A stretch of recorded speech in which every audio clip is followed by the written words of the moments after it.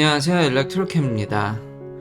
오늘도 흥미진진한 참 다각도로 생각을 해봐야 되는 테슬라 이야기를 해볼까 합니다. 뭐 다들 아시다시피 55 빌리언 그 패키지가 보이드가 됐죠. 와, 이게 보이드가 되네요. 그래서 그것과 캘리포니아의 지난 자동차 상황이 어땠는지까지 아주 좋은 이런 자료가 나와서요. 캘리포니아 오로 아웃룩이라고 해서 이걸 잘 정리해서 나와서 그중 일부 흥미진진한 제 입맛에 맞는 걸 가져와서 두 개를 이야기해 볼까 합니다. 시작하기 앞서 DK 러브님 항상 감사합니다. 저야말로 감사한데 5,000원은 감사하게 받겠습니다. 와이오님도 그렇고 포커스어님 너무 자주 하시는데요. 감사합니다. 이렇게 성의만 표현해 주셔도 너무 감사합니다. 이렇게 무리하지 않으셨으면 좋겠습니다. 뭐 이 채널에 경제적인 걸 이렇게 크게 기대하지 않습니다.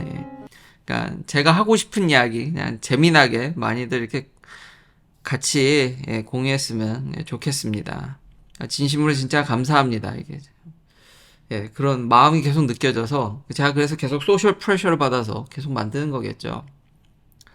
시작하기 앞서 약간 저는 일론 머스크 이 부분에 있어서는 좀 부정적인 것도 미리 이야기를 하려고 합니다. 저는 당연히 일론 머스크가 지금까지 이루어온 업적에 대해서 굉장히 높게 평가를 하고 여전히 일론 머스크에 대해서 호의적이고 테슬라의 CEO로 남아야 된다고 생각하는 사람입니다. 그러나 일론 머스크를 신격화하고 무작정 일론 머스크를 다 지지하진 않습니다. 간혹 가다 보면요 제가 비판을 한 적이 있습니다. 근데 영상이 별로 없죠. 왜냐면 그동안 워낙 잘했으니까. 근데 이 부분에 있어서도 상당 부분 그러니까 일론 머스크 편이지만 저 역시도 제가 걸리는 부분 딱 하나 그 부분도 미리 이렇게 공지를 드립니다. 이야기를 그건 꼭 하고 싶어서요. 여튼 이게 보이드 됐습니다. 와, 이게 좀 놀라운데 왜냐면요 그때 당시 아마 이게 허가가 난 게 이 사진의 허가도 떨어졌고 그리고 무엇보다도 주주들의 80%인가 굉장히 높은, 물론 그때 일론 머스크의 테슬라 지분율이 지금같이 낮진 않았죠. 한 10%는 더 있었을 겁니다. 대략 정확하진 않습니다. 제 기억에 의존하는 거라서 다 찾아보진 않아서. 근데 지금보다는 지배력이 더 높았으니까요. 그래도 80%인가요? 아마 굉장히 높은 지지로 그게 패키지가 오케이가 된 거거든요.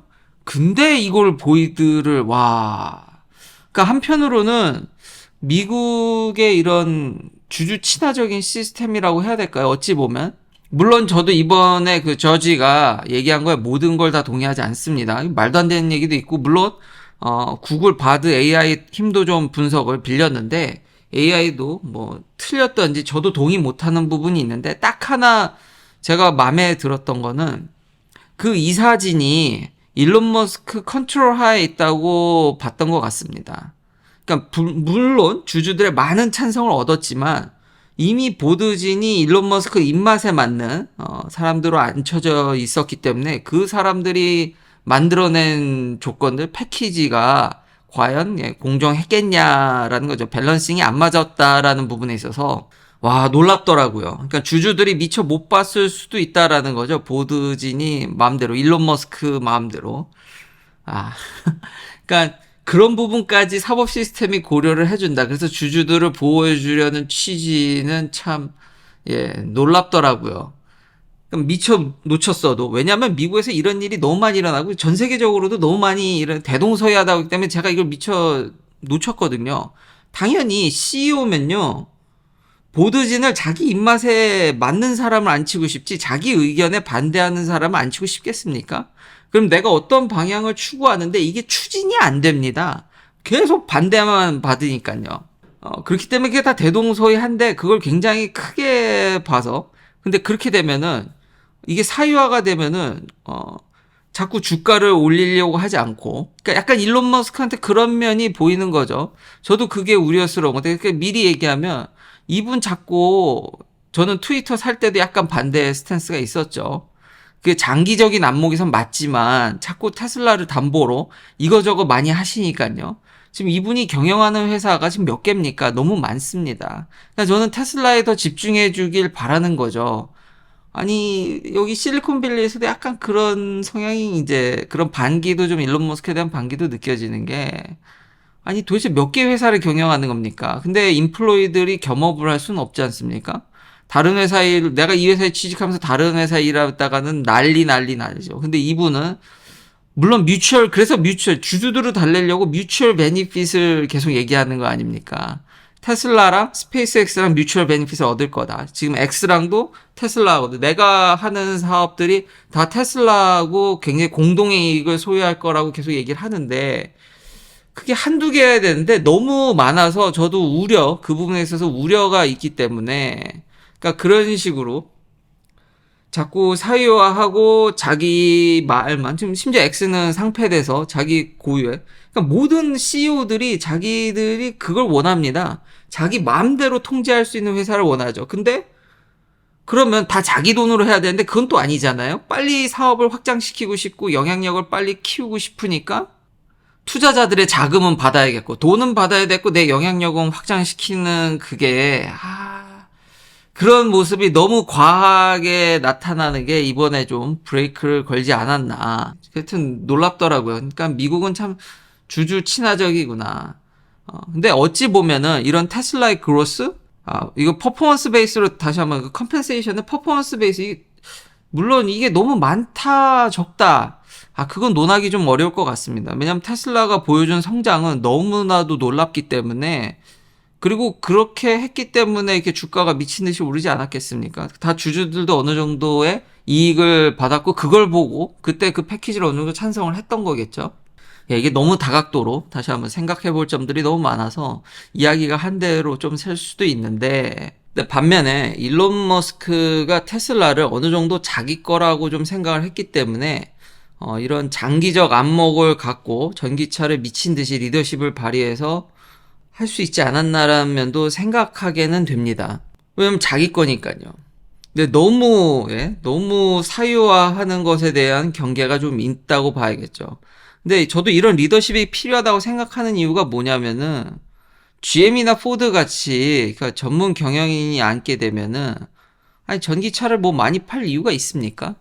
아니, 당장 이득 내는 게 중요하지. 그 전기차 지금 또 천천히 올 것 같은데 지금 거기에 그렇게 열심히 안 하지 않습니까? 그러니까 일론 머스크 아니면 여기까지 못 온 게 맞습니다. 그러니까 그 어딘가에 밸런싱을 맞추는 게 저는 중요하다고 생각해서 이번 기회를 삼아서 좀 밸런싱과 합의가 좀 잘 맞았으면 하는 바람입니다. 그러니까 여러 가지 또 이제 생각해 볼게. 그 다음 일론 머스크가 어떻게 할 거냐. 당연히 뭐 어필링 하겠죠. 이 디시전에. 이 말이 안 된다. 분명히 다퉈볼 여지가 있기 때문에 저는 unclear performance matrix는 동의를 하지 않기 때문에 아까 말했듯이 이게 정냐 맞냐 아니 그때 합의해서 어쨌든 주가를 올리기 위해서 이렇게 한 건데 그만큼 CEO한테 많은 인센티브를 줘서 빨리 올려라는 것도 어느 정도 있었는데 이게 그걸 섣불리 판단할 수 있는 것 같지는 않고요. 그러니까 당연히 어필할 수 있고 negotiate revise package 그러니까 그렇다고 해서 이게 보이드 됐다 그래가지고 사람들이 또 너무 나가시는 분은 뭐 주식을 다 던지는 거 아니냐? 아니 그걸 왜 던집니까? 그 보이드 되면은 뭐 최악의 경우 회사가 다시 뭐 회수? 이게 왜 갑자기 주식 장으로 나옵니까? 그건 아니죠. 일론 머스크한테 줬던 패키지니까 물론 그렇게 하려면 뭐 그것도 너무 극단적이라서 너무 복잡한데 최근에 내가 25% 달라 그러고 발언권 때문에 그런 얘기를 했다고 생각을 했는데 미래 AI나 그러니까 이분 너무 똑똑한 사람입니다. 그런 얘기를 왜 하나 봤더니 바로 이런 상황이 지금까지 일론 머스크의 트윗을 X죠. 또 옛날 얘기하다 보니까 X를 보다 보면은 항상 이분은 미리 알 테니까 그래서 이런 25% 발언이 저는 이게 그때 저도 그런 낌새를 느꼈다고 얘기를 했지만, 좀 패키지 협상 때문에 포석을 두고 얘기한 것 같고요. 저도 이거는, 동의합니다. 그리고 지금 텍사스로 옮긴다 그러죠. 델라웨어에서. 그렇게 할 수 있는데, 이미, 그게 그렇게 또, 쉽진 않더라고요. 찾아보니까. 물론 뉴욕타임즈를 그렇게 믿는 건 아닌데, 몇 개 이제 정리해서 보니까, 델라웨어가 지금 테슬라뿐만 아니라 법인이 인코퍼레이션이 굉장히 많은 뉴욕에, 특히 뉴욕 보면요, 굉장히 많은 금융회사들이 델라웨어에 있었습니다. 그러니까 있습니다. 있었다가 아니라 지금 있고 있죠. 엄청나게 많이. 그러니까 회사는 뉴욕에 있는데 법인은 막 델라웨어에다 박아놓고. 델라웨어 진짜 주가 한 100만 되나? 옛날엔 50만이었는데 엄청 작은 주입니다. 미국에서 제일. 근데 거기가 굉장히 비즈니스 프렌들리 합니다. 비즈니스 프렌들리 하는데 이런 일이 터진다라는 게 그것도 참 재밌는데요. 굉장히 이 법적인 면에서 그리고 빠르고 여러 가지 이런 것들을 많이 다뤄본 주고 어떻게 판결이 날지도 미리 예측이 되고 비즈니스적으로도 프렌들리하지만 이런 리걸 이슈에 대해서도 좀 서포트를 많이 해주는 거죠. 그리고 속도전, 굉장히 속도가 빠르고 많은 걸 다뤄봤고 이런 이점들이 있기 때문에 근데 그런 주에서 이런 일이 터진다라는 게 저도 그래서 이제 옮긴다고 하는데요. 옮겼을 때, 그러니까 텍사스로 갔을 때 텍사스가 델라웨어보다 장점이 있는 것도 있고 아닌 것도 있습니다. 그리고 또 하나 생각해 볼 점이 이제 테슬라는 퍼블릭 컴퍼니입니다. 그러니까 저지도 퍼블릭 컴퍼니답게 하라는 얘기는 거죠. 또 짧게 요약하면 너 사기업 이거 아니 너 다 100% 소유한 거 아니다라는 거죠. 실제로 X의 법인은 네바다에 있나 그럴 겁니다. 이 트위터. 텍사스로 옮기면은 좋은 점도 있고 뭐 세금도 그렇고 근데 델라웨어도 세금 면에 있어서는 똑같았을 텐데 근데 아직 이런 리걸 시스템에 대해서 아마 서포트가 미국은요 엄청나게 제약이 규제나 이런 게 많은 나라입니다. 찾아보면 그래서 속도가 굉장히 일론 머스크가 답답해할 수도 있습니다. 그런 면에서는 델라웨어가 레이어가 그 법에 대한 레이어가 굉장히 얕다라고, 그러니까 레이어가 몇 개 없습니다. 그래서 이게 빨리빨리 갈 수 있다고 표현을 하더라고요. 근데 텍사스는 아닌 걸로 알고 있습니다. 그러니까 무조건 간다 그래서 그게 좋은 점만 있는 건 아니라는 거죠. 그리고 주주들의 권한이 축소될 수 있는 거죠. 자기의 결국 발언권을 더 세게 하려는 거니까 이미 기관들의 그러면은 투자나, 그러니까 저는 이 이면에 이걸 고소한 사람이 몇 주 안 갖고 있다면서요. 그 사람이 이걸 해서 도대체 이득이 얼마나 나겠습니까? 뭐 그 전에 많이 소요했을 수도 있어도 이면에는 기관들이 있을 것 같고 당연히 기관들의 목표는 주식을 부양하는 겁니다. 장기적인 비전이 아니라 아까 얘기했듯이 그러니까 이제 전문 경영인이 오면 근시안적인 경영을 해서 미래 변화에 이런 트랜지션에 대처하기 어렵죠. 그렇지만 여러분들도 그렇고 일단 주식이 오르면 좋지 않습니까? 그러니까 지난 3년간 횡보한 게 어느 정도 저는 이런 것에 다 영향이 있었다고 봅니다. 기관들은 빨리 주식 올리라는 거죠. 부양하라는 거죠.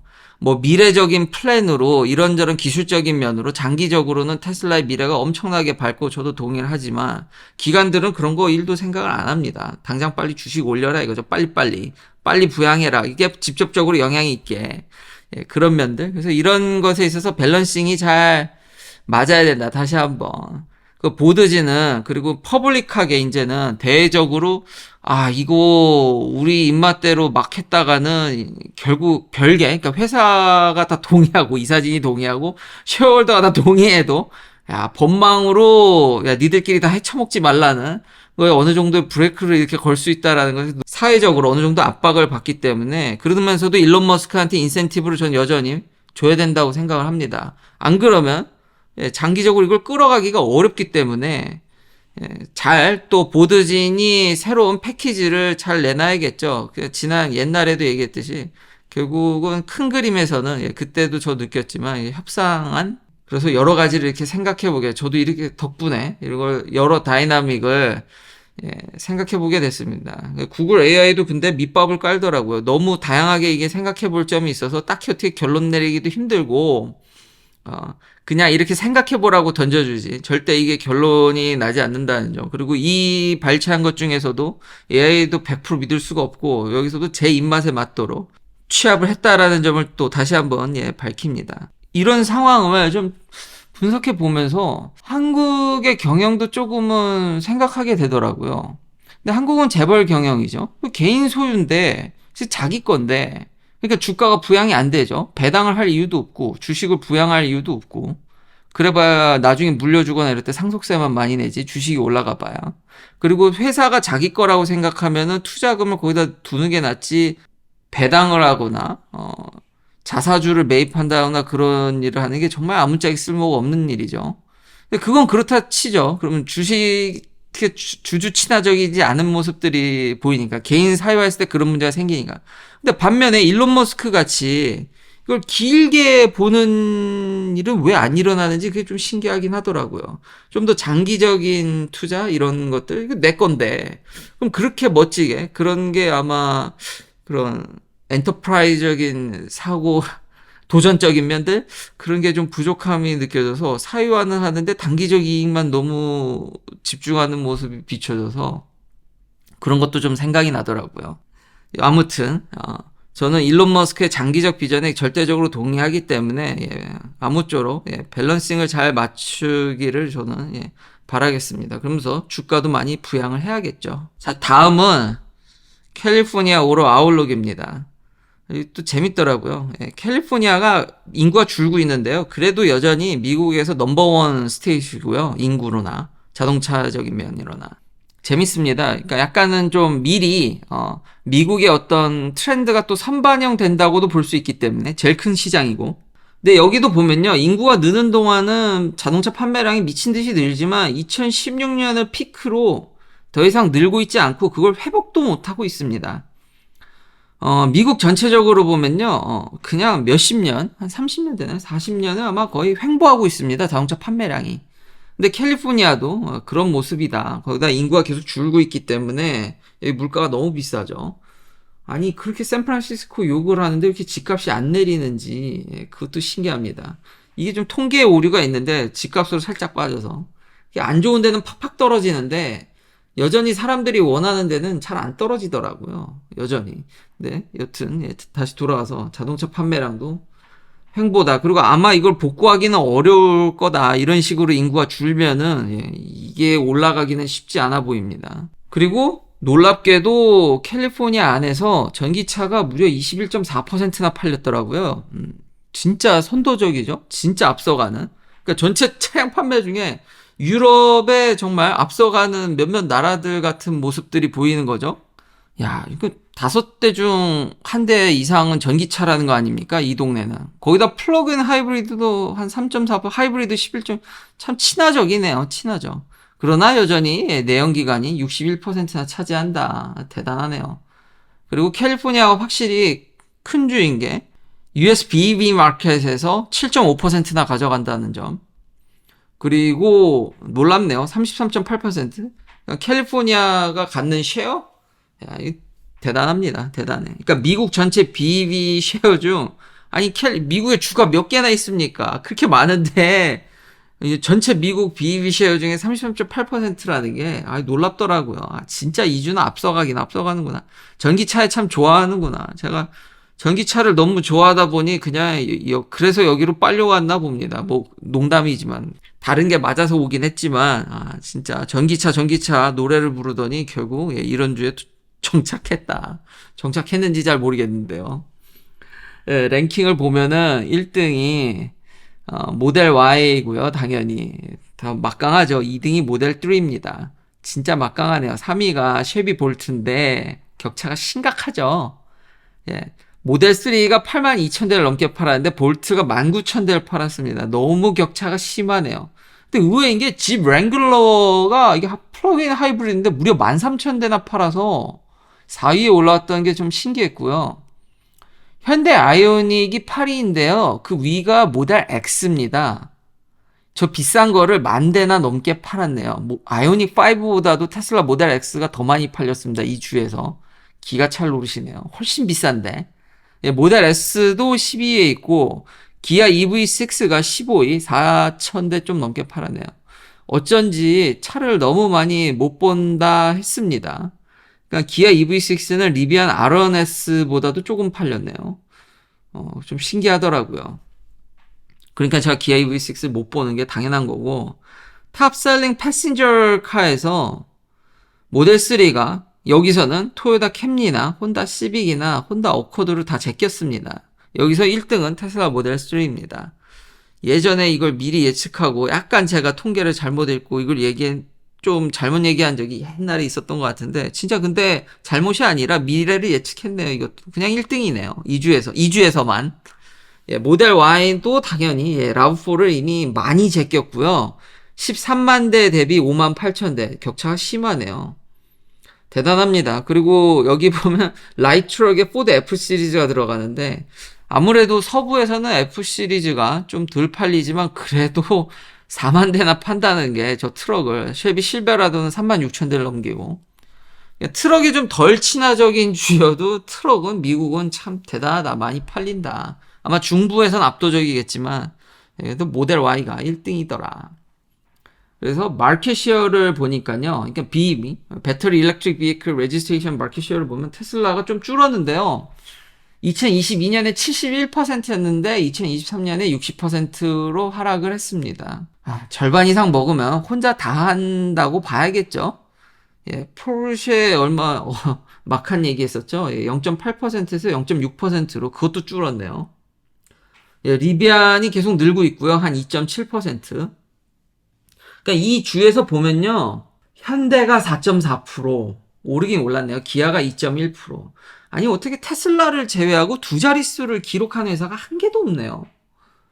예, 그래서 여전히 테슬라를 밝게 보는 이유가 거기에 있는 거죠. 그리고 다시 한번 일론 머스크님은 그 뛰어난 재능을 빨리 테슬라에 더 투여하는 것을 제 유일한 걱정은 너무 많은 회사를 경영하고 있다는 겁니다. 여기에 좀 더 역량을 좀 더 투여해 주셔서 캘리포니아에서 워낙 잘 나가지만 미국 전역으로 이걸 좀 확장해 줬으면 좋겠고요. 지금 얘기하다 드는 생각이 그렇죠. 이게 강력한 리더십에 뛰어난 사람이 앉혀서 진두지휘하면은 그것만큼 효율적이고 추진력이 좋고 이제 빨리빨리 일이 되는 거. 그러니까 정말 효율적이면서 가장 빠른 효과를 보지만 다시 한번 얘기했듯이 일론 머스크를 정말 좋게 생각하지만 신은 아니라고 생각을 합니다. 인간이기 때문에 독재에 대해서 저도 좀 우려하는 면이 있기 때문에 다시 한번 다른 회사보다는 테슬라에 좀 더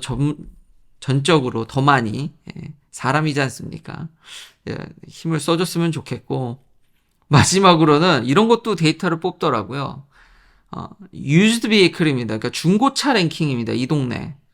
그러니까 탑 15 selling 4년 안쪽으로 오래되지 않은 중고차 1등이요.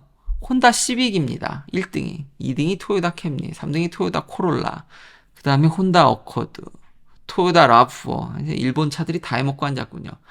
근데 더 웃긴 거는 탑셀링 모델 중에서 5년에서 8년 된 차들 여기 1등도 혼다 시빅입니다. 도대체 혼다 시빅은 망가지지 않는 겁니까? 아니면 도대체 그동안 너무 많이 팔아가지고 아니 뭐 이렇게 중고차로 이렇게 많이 거래되는 겁니까? 2등이 혼다 어코드입니다. 5년에서 8년. 근데 이제 좀 오래되면은 포드 F 시리즈가 여기서 나오더라고요. 이게 딴 동네에서 오는 건지. 토요타 코롤라, 토요타 캠리, 토요타 프리우스 혼자 다 해먹는. 근데 자랑스럽게도 4년 안쪽에서는 토요타 타코마 다음으로 일본 차들 쭈루룩 가다가 이게 몇입니까? 이쯤에서 한 테슬라 모델 3가 나옵니다. 꽤 그래도 순위가 준수하죠. 나쁘진 않습니다. F 시리즈나 램 픽업 위에 있으니까. 그러니까 앞으로는 중고차도 모델 3가 모델 Y가 이제 오겠죠. 많이 거래됐으면 좋겠습니다. 근데 이 안에 모델 Y가 없다는 게 하긴 근데 모델 3보다 모델 Y가 뒤늦게 하나 더 늦게 왔으니까 다음에는 여기에 모델 Y가 들어오겠죠. 근데 참 중고차 보면은 이게 놀라워서 혼다 시빅은 정말 대단하네요, 진짜. 여기 현대는 없고요. 현대 기아는 없다가 이제 5년에서 8년 된 거에 보면 마지막에 현대 엘란트라가 나옵니다. 그래서 요것도 참 흥미진진해서 한번 가져와 봤습니다. 긴 영상 시청해주셔서 감사합니다. 다음도 테슬라 관련 이야기들로 찾아뵙겠습니다.